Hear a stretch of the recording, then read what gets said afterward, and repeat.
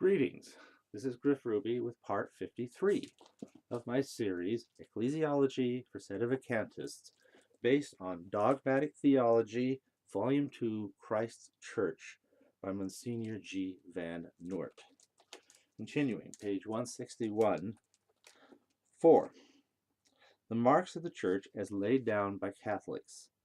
Catholics unanimously lay down 4 marks of the true Church. There's a footnote on this, by the way. It says, even though some of the older theologians frequently list more than 4 marks, they do not really differ from recent theologians on this point.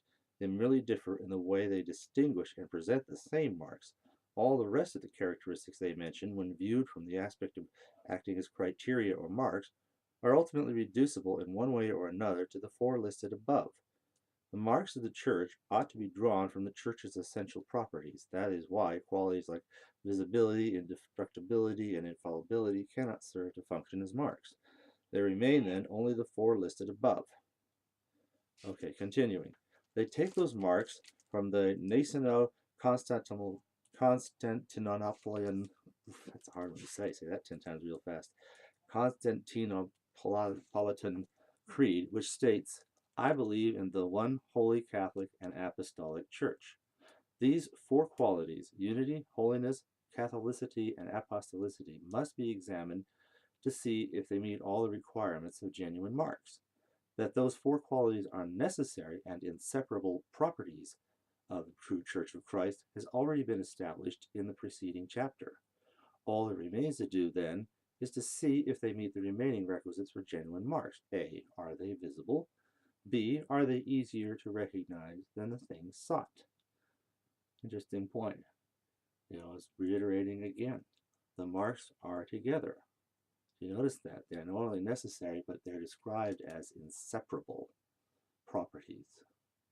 You can't have, well, they've got 2 marks here and another couple over here. You can't have that. They are inseparable. Okay. All right. 1. Unity.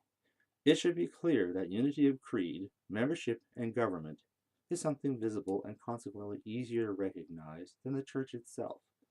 Furthermore, if one examines this unity not in abstract fashion, but concretely, that is, as a unity which is perpetually present in a society spread practically over the entire world, as a unity which arises spontaneously and connaturally, and not as the artificial product of terroristic activities or military might, one finds something miraculous, something which can only be adequately explained on the basis of God's help.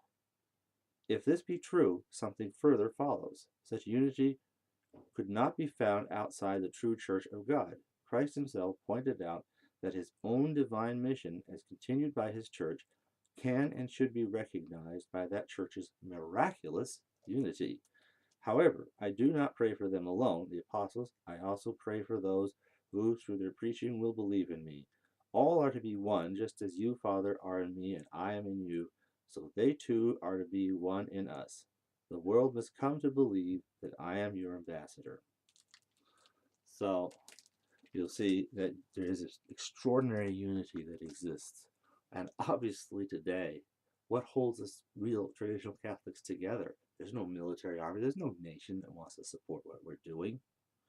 We're one church because of the miraculous unity that God has given his church. And that is the only reason we are one. And that's amazing. Truly miraculous. The same teaching, the same everything. Sacraments, teaching, and of course, as we say, the same fulfillment of all the other marks as well. But we'll talk more about that in the next part. Thank you.